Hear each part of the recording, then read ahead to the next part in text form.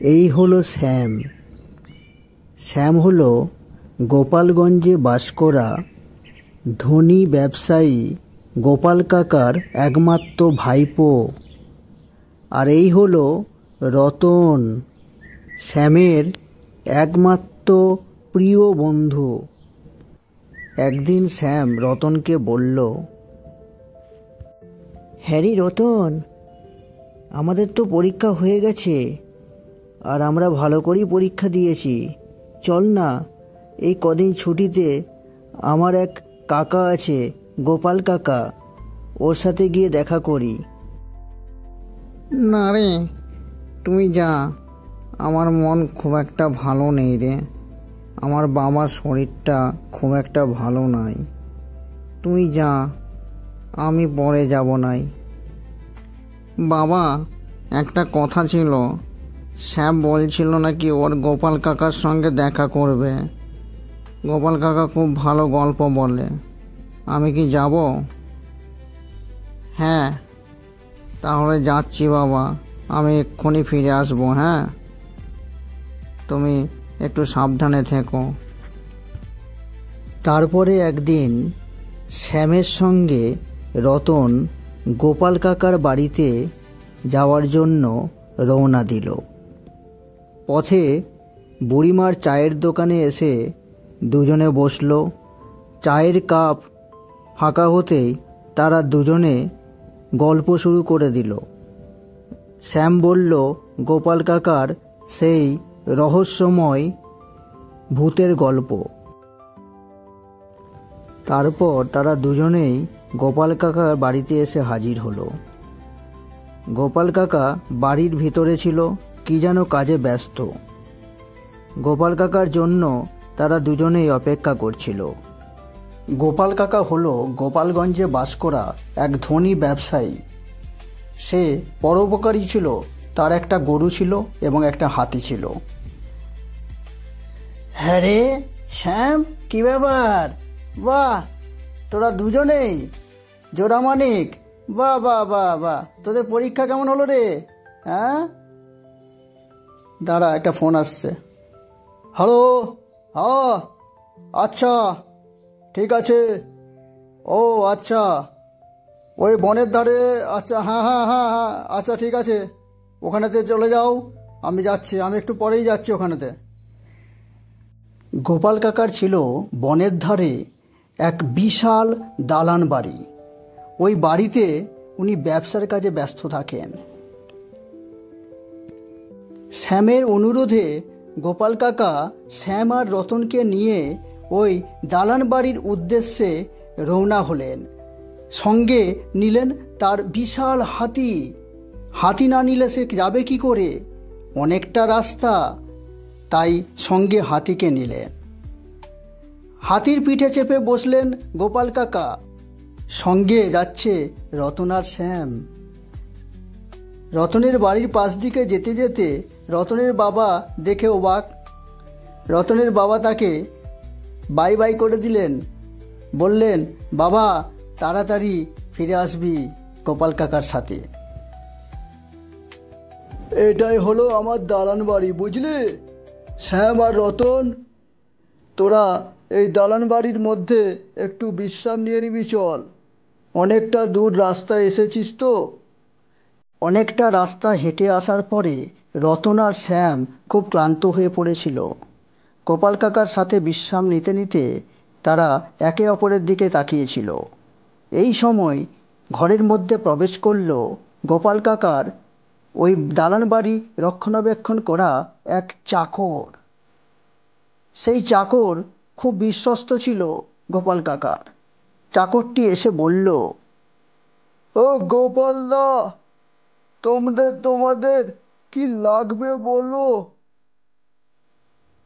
শ্যাম ওই চাকরটিকে দেখে অবাক হয়ে তাকালো। দেখলো চাকরের চোখ দুটো যেন জ্বলজ্বল করছে। দেখে মনে হচ্ছিল সে কিন্তু গোপাল কাকার বিশ্বস্ত নয়, সে হলো এক নম্বরের শয়তান।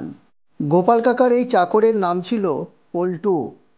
পল্টু বছর কুড়িক হলো এই দালান বাড়িটা রক্ষণাবেক্ষণ করে।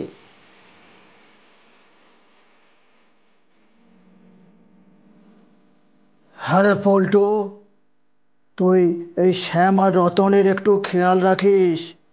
এরা খুব বাচ্চা ছেলে, এদের মধ্যে বুদ্ধি শুদ্ধি সেরকম হয়নি। কোথাও যেন বাইরে না যায়। এই বন জঙ্গলে অনেক খারাপ মানুষ থাকে, বুঝলি পল্টু? ভালো করে মন দিয়ে শোন। এদিকে খাবার দাবার দিয়ে অনেকটা দূর হেঁটে এসেছে, বুঝলি পল্টু? আমি শ্যাম আর রতনকে নিয়ে একটু বের হচ্ছি রে। এই বনটা একটু ঘুরিয়ে ওদিকে দেখাচ্ছি। তুই আমার এই হাতিটাকে একটু কিছু খাইতে দিস আর যত্ন করিস, বুঝলি পল্টু? আমরা এক্ষুনি ফিরে আসবো।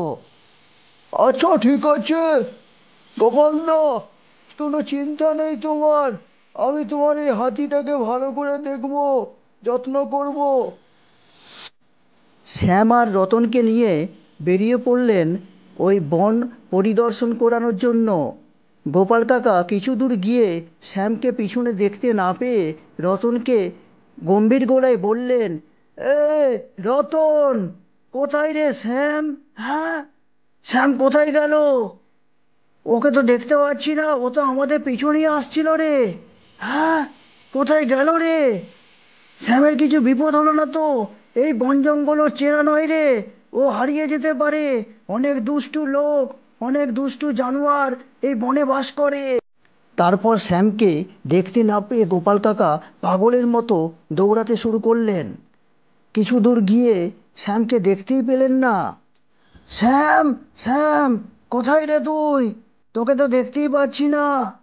তারপর গোপাল কাকা দালান বাড়িতে এসে শ্যামকে দেখতে না পেয়ে খুব চিন্তায় পড়ে গেলেন। তার হাতিটাকেও দেখতে পেলেন না। পল্টু, এ পল্টু, আছিস?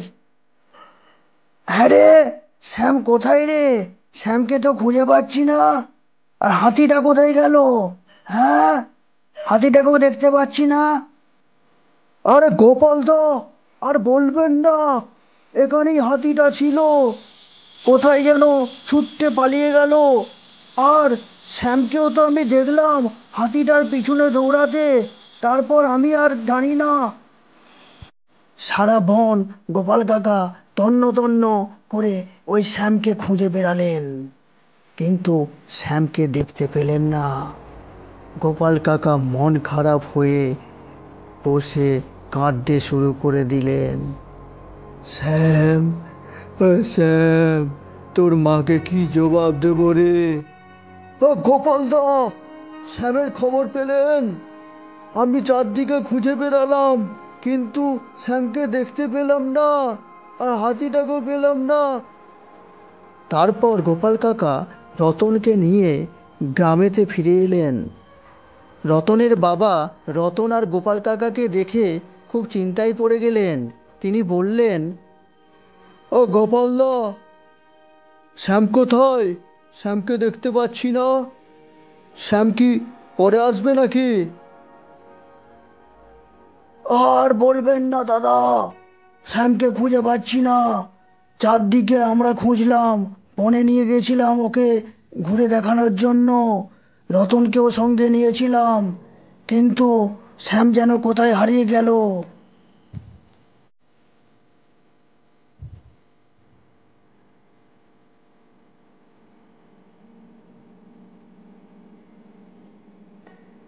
কর্তা, হাতিটাকে আমি ইঞ্জেকশন দিয়ে ঘুম পাড়িয়ে দিয়েছি, বুঝলেন? আর কোনো চিন্তা নেই, হাতিটা অনেক দাম পাবেন, অনেক দামে বিক্রি হয়ে যাবে। হ্যাঁ, আমি অনেক দাম পাবো, অনেক বড় লোক হয়ে যাব। ঠিক আছে, হাতিটাকে চুপি চুপি বিক্রি করে দেওয়াই ভালো হবে। ওটা পল্টু কাকু না? পল্টু কাকুকে কার সাথে যেন হাতিটাকে বিক্রি করে দেওয়ার জন্য কি বলছে ওরা। হ্যাঁ, আমাকে একটু কান দিয়ে শুনতে হবে। আমি তাড়াতাড়ি যাই, গিয়ে গোপাল কাকাকে খবর দিই গোপাল কাকার হাতিটাকে পল্টু কাকু একটা লোককে বিক্রি করে দিচ্ছে।